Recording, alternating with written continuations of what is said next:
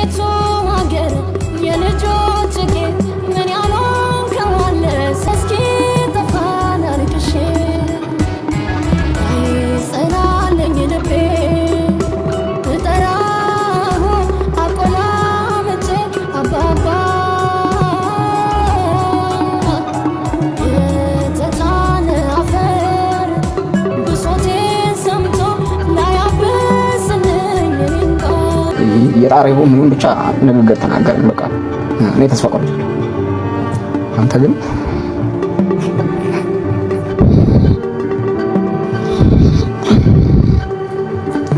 የቤተሰቦቻችንን ታሪክ ማስቀጠል አለብህ። አንተ መቆየት አለብህ። እግዚአብሔር ደግሞ ከጎን አለ። ለምክንያት ነው አንተን ያስቀመጠው። ምንም ነገር ሱስ ውስጥ እንዳገባ፣ የተለያየ ነገር ውስጥ እንዳገባ የቤተሰቦቻችንን ህይወት ማስቀጠል አለብህ ብሎ ቃል አስገብቶኛል። ከዛ መቀም ተኛውና ያው ምሳሌ ለይት እንደሆነ አላውቅም። ባነንኩ 6 ሰዓት ከምናምን ቼክ ላድርገው ቼክ ሳድርገው አጋጣሚ አልፏል። ከዚህ በኋላ ቅዳሜን ከሰዓት ለመስራት ወደ ስቱዲዮ አልገባም። ወደ ስቱዲዮ አልገባም ማለት ደግሞ ማተቤን አላወልቅም ማለት ነው። ማተቤ ማውለቅ አለበት የሚባል ነገር መጣ። በጣቢያው የነበረኝ ቆይታም ከስራ ይልቅ ካለቃ ጋር መሞዳሞድ ላይ ያተኩራል።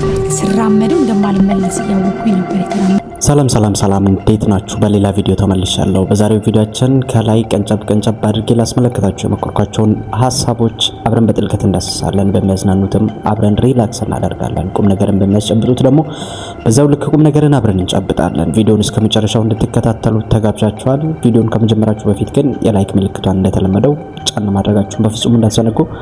ሌትስ ጌት ስታርትድ። አልብ ደግሞ ነው እንግዲህ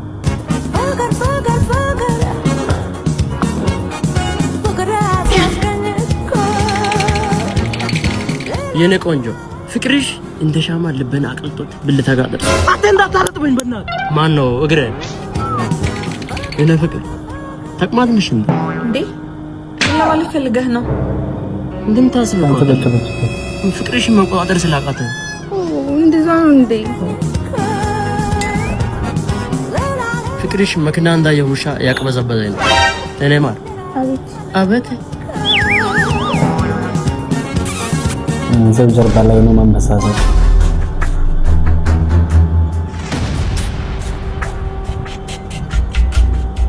ወይኔ አባዬ ቢሮ አባቶ ነው። ምን አባቴ ነው እዚህ ጋር የምትሰራው?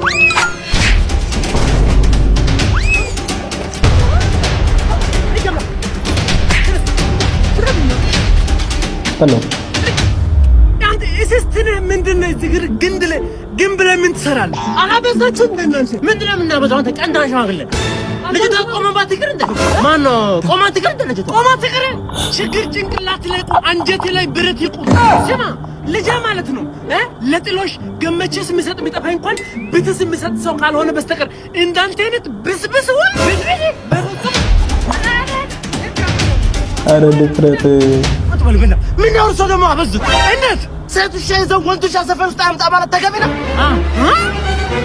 የኔ ልጅ ነው ውሻ ወይስ ያንተ ጓደኛ ነው ውሻ? ስማ እንደዚህ ካላስፈተልኳችሁ የኔ ቦርሰሞ አፈር በላል። ቤት ውስጥ አስቀምጬ የምቀልበው ውሻ ሳይሆን አንበሳ ነው። እሱን አምጥቼ እዚህ ጋር እንደዚህ እናንተ እንደ ካልሲ ካላስገለበጥኳችሁ የኔ ቦርሰሞ አፈር ድም በላለሁ። አንተ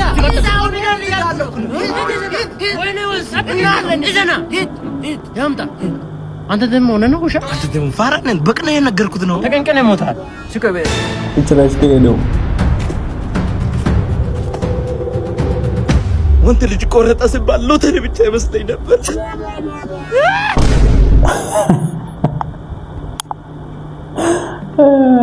እኔ ገረመኝ ድፍረታቸው ጭራሽ። እሺ አማች ይከበራል ሲባል የአባቷን ገጥሞ በዚህ ሁኔታ ውስጥ ተወስታንተ ደፈርና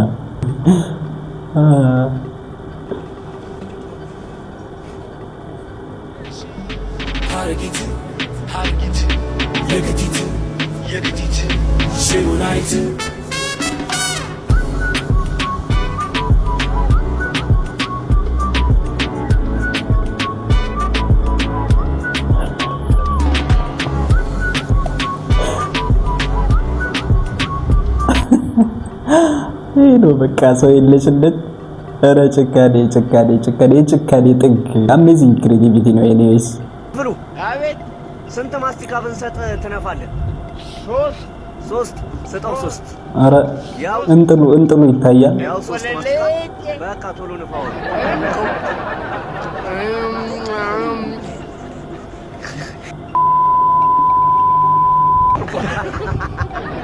እሺ ያው ማስቲካው ንፋው። ወይ ጨፍለቅ ከዚህ በላይ እንዴት ይጨፍለቅ? በቃ አሁን ንፋው። በቃ በትር ጨፍለቅ ወይ በግሬደር በቃ ንፋው።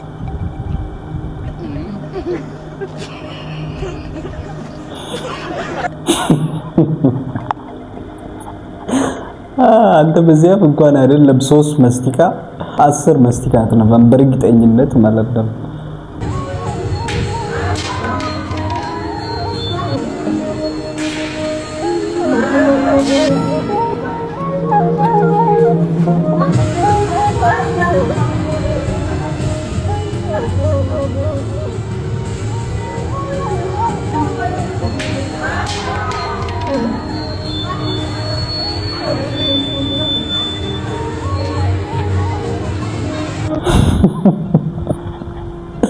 ህፃኑ ራሱ ሮጠ። የቴክኒክ ችግር ይሉታል እንደዚህ አይነት አስባችሁታል? በአደባባይ እንደዚህ ፕሮግራም አዘጋጅቶ ራሱ አዘጋጁ ነው እንደዚህ አይነት ነገር ሲፈጠርበት የሴትዮዋ ሩጫስ። ቫላንታይን ዴይ ምንድነው? እኔ በውርሴ የሚመጣብኝ ሰው አልወድም፣ ግን በሱ የመጣ ጉድጓድ ገባው ማለት ነው። ቫላንታይን ዴይ ማን ነው የሚያከብረው? ምኑ ቫላንታይን ዴይ ማን ነው የሚያከብረው? እግዚአብሔር ነው ማለት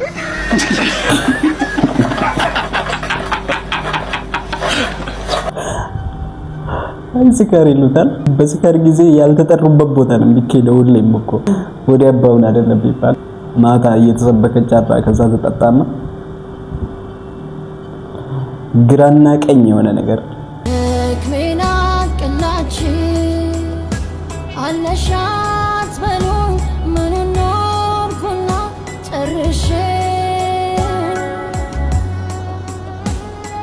መች ወጣልኝ ገና ሙሾን ደርድር አይነ እስኪ ጠፋን አልቅሼ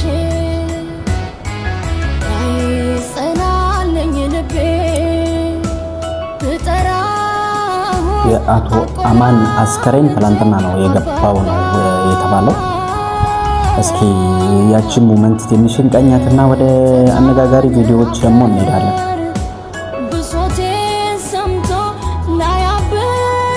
እስከዛሬ አለመቀበሩ ግን በጣም የገረመኝ ነው። በቃ የሰራ ሰው ሲሆን እንደዚህ እንትን ይላል ማለት ነው። ግን ያው ችግሩ ሁለቱም ወደ አፈር ነው እንጂ ምንም እንዲንከባከቡት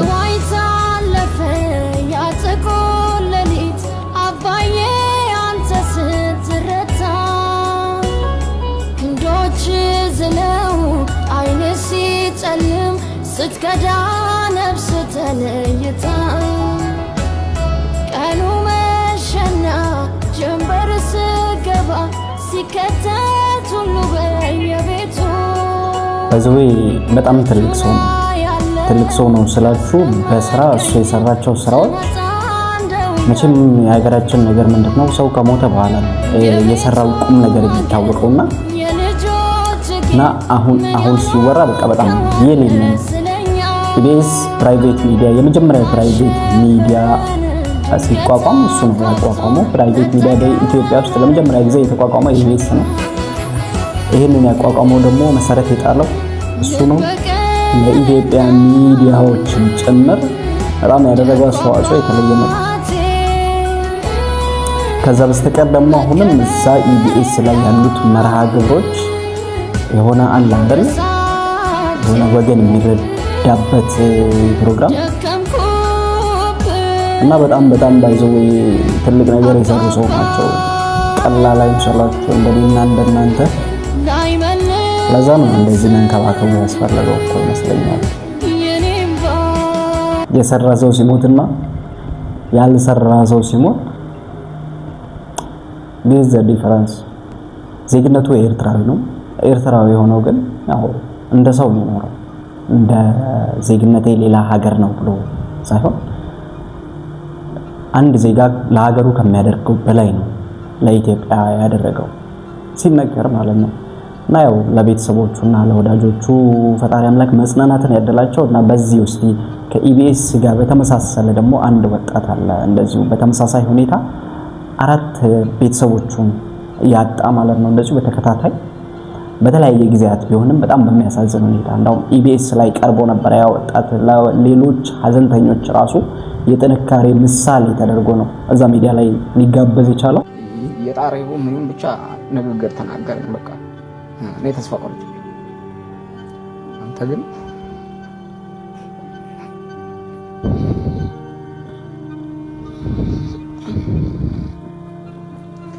የቤተሰቦቻችንን ታሪክ ማስቀጠል አለበት። አንተ መቆየት አለበት። እግዚአብሔር ደግሞ ከጎና አለ። ለምክንያት ነው አንተን ያስቀመጠ። ምንም ነገር ሱስ ውስጥ እንዳገባ የተለያየ ነገር ውስጥ እንዳገባ የቤተሰቦቻችን ህይወት ማስቀጠል አለበት ብሎ ቃል አስገብቶኝ ከዛ አቀም ተኛውና ያው ምሳሌ ለይት እንደሆነ አላውቅም ባነምኩ 6 ሰዓት ከምናምን ቼክ ላድርገው ብዬ ቼክ ሳድርገው አጋጣሚ አልፏል። ፍርድ ቤት ክርክር ላይ ነበርኩኝ እንዳልኳችሁ። ሰለስት ላይ ቤቱ ጨረታ ያወጣ ተብሎ ነበር። ሰለስት ላይ መጥቶ ነበር ቤቱ የተለካው ነው። በጣም ድጋሚ ሀዘን ሆነብኝ ለኔ እዛን ቀን። እናትና አባቶቼ ሳልደርስላቸው እንደዚህ ሆኑ። የቤተሰቦቻችን ነገር እንደዚህ ሆነ መጨረሻው ይሆናል። ያለቅስ ነበር በጣም አሉኝ። ሳየው በጣም ነበር የደነገጥኩት። ሐኪም ቤት መሄድ እንዳለብን ነገርኩት። አርብ ቀን አስታውሳለሁ። ፍርድ ቤትም እየተከራከርኩም ሐኪም ቤትም እሄድ ነበር። ፈጣሪ ላያስችል አይሰጥም ይባላል እንጂ በጣም ይከብዳል። አንዳንድ ሰዎች ላይ ማለት ያጋጥማል። ባይዘው ይሄ ልጅ 2 ወንድሞችና ወላጆቹን ነው በተለያየ ጊዜ ያጣው። እሱ ታናሽ የመጨረሻ ልጅ ነውና አሁን ላይ እዛ ላይ ያቀረቡት እንደውም የጥንካሬ ምሳሌ አድርገው ነው ሳጋ 2030 ላይ ሊቀርብ የቻለው ኢቢኤስ ከነ አርቲስት አስፋው መሸሻ ጀምሮ ከዛ ብሎ አርቲስት ነጻነት ከዛ አሁንም ደግሞ አማን ፍስሐ ጽዮን ያረፉበት ሁኔታና የዚህኛው ወጣት ሁኔታ ደግሞ የሆነ የሚመሳሰል ነገር አለው። በ2000 ምናምን እናቱን አጣ፣ ከዛ ተመልሶ አባቱን አጣ በ2006 ከዛ በ9 ወንድሞቹ በዛ ሁኔታ ማለት ነውና በጣም የሚያሳዝን ነገር ነው። ከዚህ በኋላ ቅዳሜን ከሰዓት ለመስራት ወደ ስቱዲዮ አልገባም ማለት ደግሞ ማተቤን አላወልቅም ማለት ነው። ማተቤ መውለቅ አለበት የሚባል ነገር መጣ። በጣቢያው የነበረኝ ቆይታም ከስራ ይልቅ ካለቃ ጋር መሞዳሙድ ላይ ያተኩራል። ስራመደው እንደማልመለስ እያወቅኩኝ ነበር የተራመድኩት። በዛው ይሄ ቪዲዮ ካሁን በፊት እነዚህ አርቲስቶች ከዛ ሚዲያ ሲለቁ እንትን የተባሉት ናቸው የተቀረጹት ናቸው። ነገር ግን አሁን ላይ የሚሰጡ አስተያየቶች በጣም አስጠላይ አስተያየቶችን የሚሰጡ አካላት አሉ። በሞት ሰዓት ስለሌላ ጉዳይ ማውራት አለ አይደለ? የሆነ ባህላችንም ያልሆነ ነገር ማለት ነው። እሱ እኮ ማህተብ አስበጥሶ ነበረ። ምን ለማለት ተፈልጎ ነው? መመሳይ እንኳን ሞተ ለማለት ነው አይባልም እኮ ማለት ሃይማኖትም ከሆነ ባለ ሰዓት በህይወት እያለ መስበክ ምን ማለት የተሻለ ነው እንጂ አሁን ላይ ላዘነ ቤተሰብ ኢቭን እንደዚህ አይነት ነገር የምትሉ ሰዎች ምንድነው? ወንጌልን መስበክም እኮ አይደለም ሐሳብን ባትሰጡ የተሻለ ነው ብዬ አስባለሁ። ምክንያቱም አብሮ መኖርንም የሚያቃቅሩ ናቸው። ደግሞ ደስ አይልም እንደዚህ አይነት ሐሳብ ሲሰነዘር በምንም ታምር። እናንተ ሰው ሞቶባችሁ አስቡት። የሌላ ሃይማኖት ተከታይ ሰው እኛ ሃይማኖት አይደለም ብሎ ቢሰድበው ይሰማልና ከነዚህ አይነት ሐሳቦች ብንቆጠብ የተሻለ ነው እላለሁ። ለአቶ አማን ፍስሐ ጽዮን ወዳጆችና ቤተሰቦች እንደዚሁም ለስራ ባልደረቦቻቸው እግዚአብሔር አምላክ መጽናናትን ያደላቸው። የዛሬውን ቪዲዮአችንን ይህን በመሰለ መልኩ እዚህ ጋር አጠናቅቀናል። ቪዲዮውን እስካሁን ላይክ ሳታደርጉ ስትመለከቱት ከነበረ የላይክ ምልክቷን ጫን በማድረግ መውጣቱን እንዳትረሱ። አዳዲስ ከሆናችሁ ደግሞ ሰብስክራይብ ማድረጉን እንዳትረሱ። በሚቀጥለው ቪዲዮ እስከምንገናኝ ድረስ መልካም ቆይታ ተመኘሁ። ይሳውት